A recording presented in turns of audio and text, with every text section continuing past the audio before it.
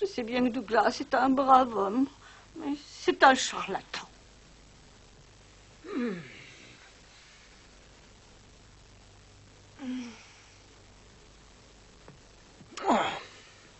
Un autre coup d'épée dans l'eau.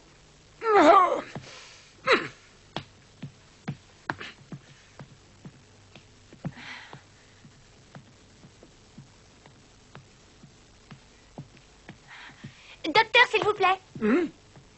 Est-ce que vous pourriez monter tout de suite? Ma tante vous attend. Alors ça, c'est extraordinaire. Je n'en crois pas mes oreilles.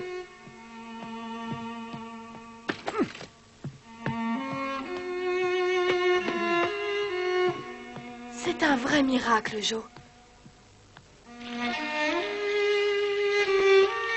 Je reviendrai la voir demain matin. Entendu, à demain. Bonne journée. Non.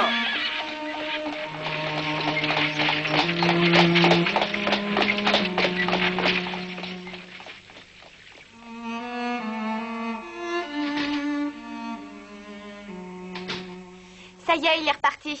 Tu vois, ma tante, il a mieux fallu qu'il t'ausculte. Maintenant, on sait que c'est pas grave. Une angine de poitrine reste une angine de poitrine et c'est bien embêtant. Peut-être, mais au moins tu sais exactement à quoi t'en tenir et tu vas pouvoir faire le nécessaire pour te soigner et vite te remettre sur pied. Tu seras obligé de nous obéir. En attendant, si tu me lisais un peu les nouvelles.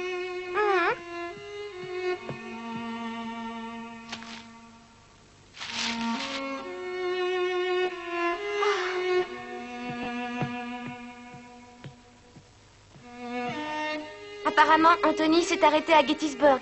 Qu'est-ce que tu dis? Anthony, le journaliste que le New York Times a envoyé à Washington, s'est arrêté à Gettysburg, d'après ce que je peux lire. C'est tout près de l'endroit où vous viviez avant de venir, ici, si je m'abuse. Oui, ma tante, c'est bien ça. Il y a eu une bataille particulièrement dure, n'est-ce pas? Oui, effectivement. D'après les dernières informations, rien que dans notre armée, il y aurait eu 23 000 morts sur le champ de bataille, sans parler des blessés. C'est vraiment épouvantable. Il semblerait que du côté des Confédérés, il y eut 28 000 morts. Oh, quelle horreur, cette guerre. L'État a réservé un immense terrain qui va servir de cimetière national. Oh, eh bien, alors il ne nous reste plus qu'à prier le Seigneur pour que Frédéric n'y ait pas sa place. Oh, je suis sûre et certaine que papa reviendra sain et sauf. Allez, lis-moi vite tout ce qu'ils disent. Qu'y a-t-il d'autre dans cet article? Il est écrit que mercredi dernier, le président a quitté Washington pour assister à l'inauguration du cimetière national. Et il avait préparé un discours assez bref. Qu'est-ce qu'il disait dans ce discours?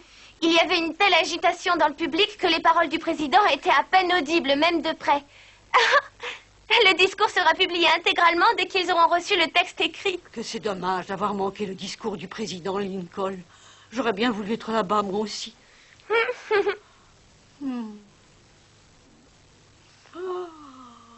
Je crois qu'il faut que tu te reposes maintenant. Oh, tu as raison. Bon, je te laisse. Je reviendrai te voir dans un moment. Jo, Oui?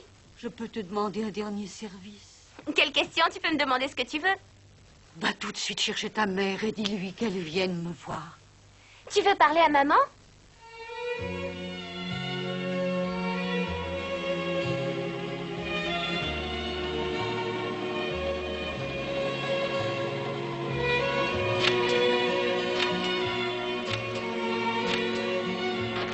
Bonjour tout le monde. Bonjour. Mais Jo, Permettez-moi de me présenter. Joséphine Marche.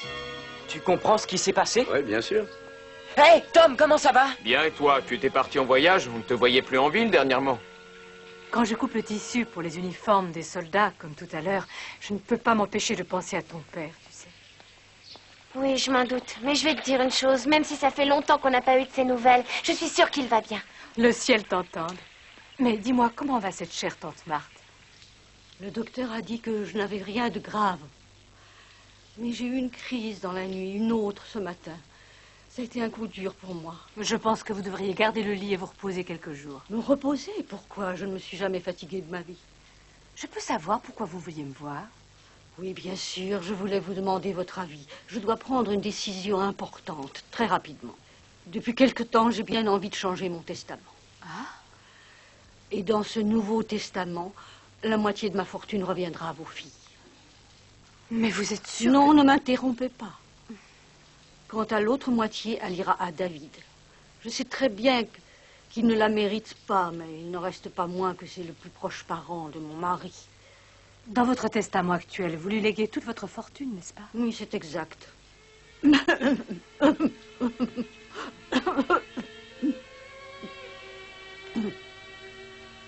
En plus, il y a une autre chose dont je vous ai parlé récemment. De quoi s'agit-il? Je voudrais adopter une de vos filles. Je n'ai pas l'intention d'insister auprès de Jo, mais qui sait, peut-être que l'une de vos filles accepterait de venir vivre avec moi. Ma tante, je suis navrée, mais c'est impossible. Oui, je m'en doutais. Je dois vous avouer que l'avenir me fait terriblement peur.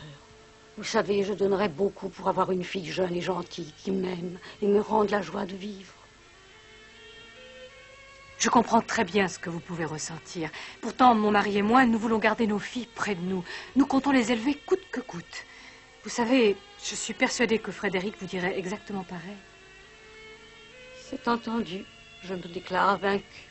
Croyez-moi, ma tante, je regrette sincèrement.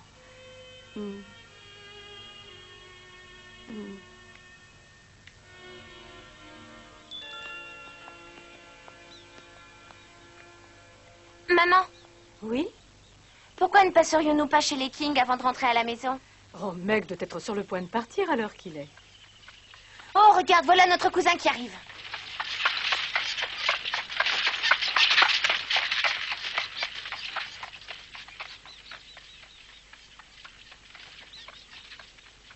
Ma chérie, si tu savais la peine que me fait ce garçon.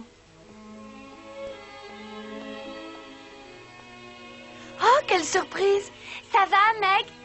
Mais qu'est-ce que vous faites ici dans ce quartier à cette heure-ci? Madame King s'est fâchée contre son fils, ensuite elle l'a chassé. Je l'ai entendue pleurer longtemps et quand je suis passée près d'elle, elle a tourné la tête pour que je ne voie pas ses yeux rougis. Oui, ça a dû être une journée très éprouvante pour la pauvre Madame King. Je remercie le Seigneur de ne pas m'avoir donné un frère aussi débauché. J'ai essayé de faire de mon mieux pour que Catherine et Thomas ne souffrent pas trop de la situation, mais ça, je ne sais pas si j'y suis arrivée. Tu es une merveilleuse grande sœur. Je ne te suggérerai jamais plus de quitter ce travail. Tu es faite pour ça.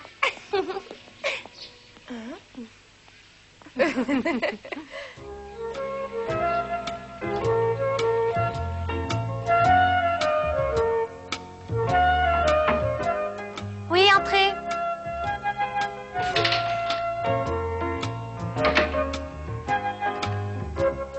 Une lettre vient d'arriver du front.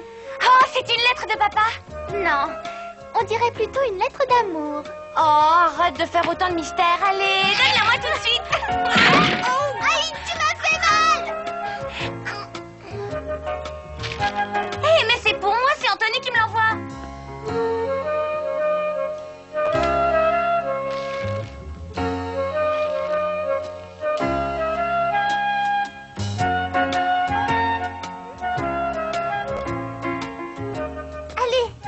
Qu'il t'a écrit. Qu'il m'aime.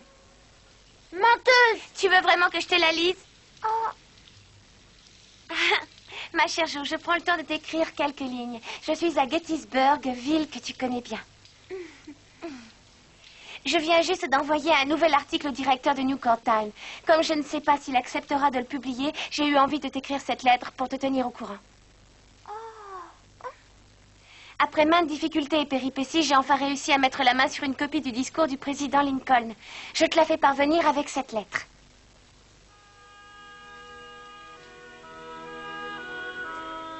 Quand nos ancêtres ont abordé sur ce continent, ils voulaient fonder une nouvelle nation.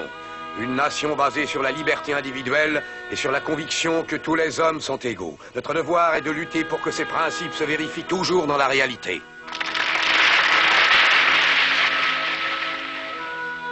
Son discours inaugural se terminait de cette façon. Tous ceux qui auront survécu auront le devoir de maintenir l'égalité et la liberté, pour que tous ceux qui sont enterrés ici ne soient pas morts en vain. En route. Que cette nation, sous la conduite de Dieu, renaisse à la liberté et que le gouvernement du peuple, avec le peuple et pour le peuple, règne toujours sur cette terre. Oh, quelle parole merveilleuse!